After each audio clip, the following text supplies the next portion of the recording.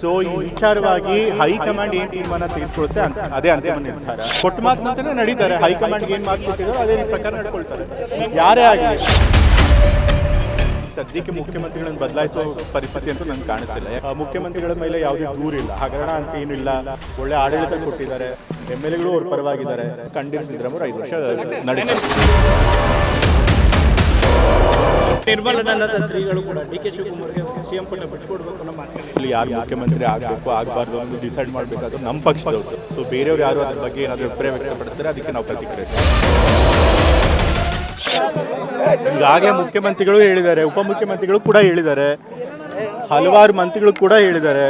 So ಈ ವಿಚಾರವಾಗಿ high command ಏನು ತೀರ್ಮಾನ ತೆಗೆದುಕೊಳ್ಳುತ್ತೆ ಅದೇ ಅಂತಿಮ ನಿರ್ಧಾರ.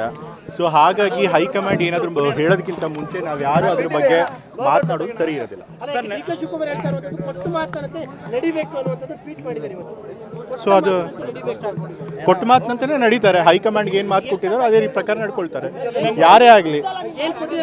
ನನಗೆ ಗೊತ್ತಿಲ್ಲ, ಅದು ಅವ್ರನ್ನೇ ಕೇಳಿ.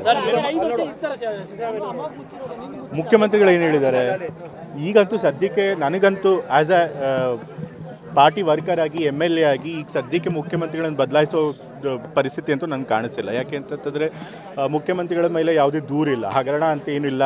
ಒಳ್ಳೆ ಆಡಳಿತ ಕೊಟ್ಟಿದ್ದಾರೆ, MLAಗಳು ಅವ್ರ ಪರವಾಗಿದ್ದಾರೆ. ಸೊ ಹಾಗಾಗಿ ಬದಲಾಯಿಸುವಂಥ ಅಗತ್ಯ ನನಗೆ ಕಾಣಿಸ್ತಿಲ್ಲ. ಆದರೂ ಕೂಡ ಕೆಲವರು ಕೇಳಿದ್ದಾರೆ, ಸೊ ಏನು ಬೇರೆಯವ್ರಿಗೆ ಯಾರಿಗೂ ಮುಖ್ಯಮಂತ್ರಿ ಪದವಿ ಕೊಡಬೇಕು ಅಂತ ಹೇಳಿ ಅದನ್ನು ತೀರ್ಮಾನ ಮಾಡಬೇಕಿಂತವ್ರು ಹೈಕಮಾಂಡ್ ಅವರು. ಸೊ ಹೈಕಮಾಂಡ್ ಅವರು ಇದ್ರ ಬಗ್ಗೆ ಏನಾದರೂ ಮಾತಾಡೋದಕ್ಕಿಂತ ಮುಂಚೆ ನಾವೇನೇ ಅಭಿಪ್ರಾಯ ಹೇಳಿದ್ರು ಅದು ಸರಿ ಇರೋದು.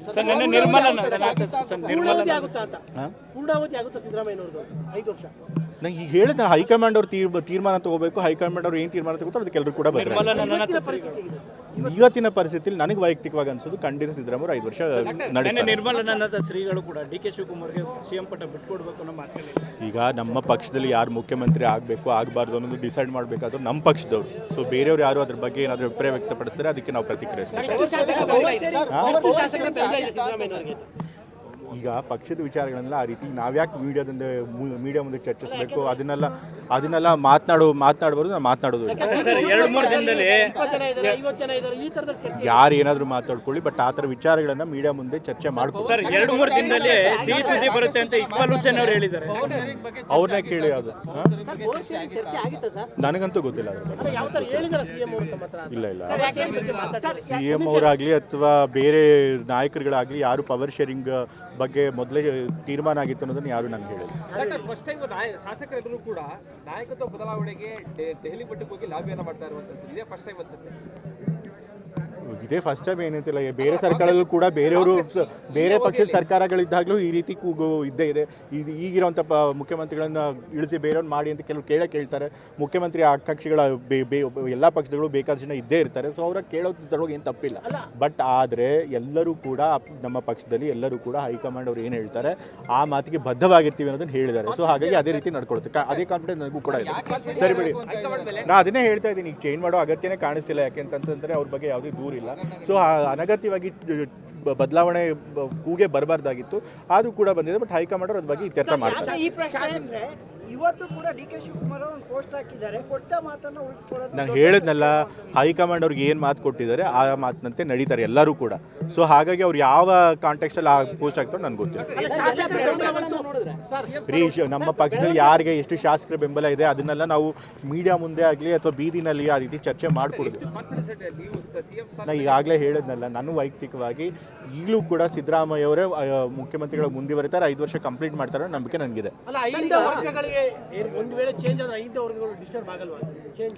ಈಗ ಅದೆಲ್ಲ ಯಾತಕ್ಕೆ ಈಗಲೇ ಅದ್ರ ಬಗ್ಗೆ ಯೋಚನೆ ಮಾಡ್ತಿದ್ದೀರಿ? ಫಸ್ಟ್ ಆಫ್ ಆಲ್ ಮುಖ್ಯಮಂತ್ರಿಗಳು ಬದಲಾವಣೆ ಆಗ್ತಾರೆ ಅಂತ ಯಾರು ಕೂಡ ಹೇಳಿಲ್ಲ. ಯಾರೋ ಒಂದಷ್ಟು ಜನ ಕೇಳಿದ್ದಾರೆ. ಅಷ್ಟಕ್ಕೆ ಮುಖ್ಯಮಂತ್ರಿ ಬದಲಾವಣೆ ಆಗುತ್ತೆ ನೀವು ಹೇಗೆ ಹೇಳ್ತೀರಿ?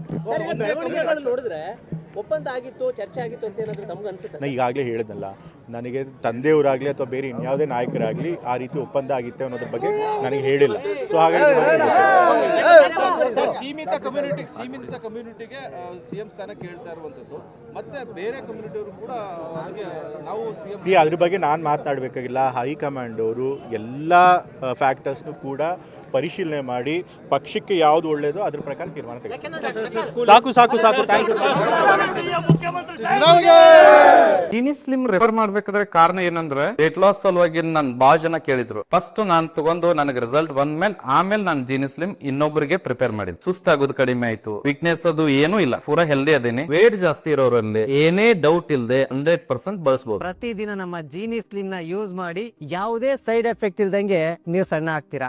ಇಂತಹ ನೈಜ ಕುತೂಹಲ ಭರಿತ ಸುದ್ದಿಗಳು ನಿಮಗೆ ಸಿಗಬೇಕಂದ್ರೆ ರಾಜ್ಯದ ಪ್ರತಿಷ್ಠಿತ ಜನಪರ ಡಿಜಿಟಲ್ ಸುದ್ದಿ ಮಾಧ್ಯಮ ಪಬ್ಲಿಕ್ ಇಂಪ್ಯಾಕ್ಟ್ ಚಾನೆಲ್ ಅನ್ನು ಯೂಟ್ಯೂಬ್ನಲ್ಲಿ ಸಬ್ಸ್ಕ್ರೈಬ್ ಮಾಡ್ಕೊಳ್ಳಿ. ವಿಡಿಯೋ ಇಷ್ಟವಾದರೆ ಲೈಕ್ ಮಾಡಿ, ನಿಮ್ಮ ಇಷ್ಟದವರಿಗೆ ಶೇರ್ ಮಾಡಿ ನಮ್ಮನ್ನು ಪ್ರೋತ್ಸಾಹಿಸಿ. ಹಾಗೆಯೇ ಫೇಸ್ಬುಕ್ನಲ್ಲಿ ಪಬ್ಲಿಕ್ ಇಂಪ್ಯಾಕ್ಟ್ ಫಾಲೋ ಮಾಡೋದನ್ನ, ಇನ್ಸ್ಟಾದಲ್ಲಿ ಜೊತೆಯಾಗೋದನ್ನ ಮಿಸ್ ಮಾಡಬೇಡಿ. ಜಾಹೀರಾತು ಹಾಗೂ ಬಿಸ್ನೆಸ್ ಪ್ರಮೋಷನ್ಗಾಗಿ ಸಂಪರ್ಕಿಸಿ 9606037450 ಅಥವಾ 9353224116. ಇದು ಪಬ್ಲಿಕ್ ಇಂಪ್ಯಾಕ್ಟ್, ಜನಶಕ್ತಿಯೇ ನಿರ್ಣಾಯಕ.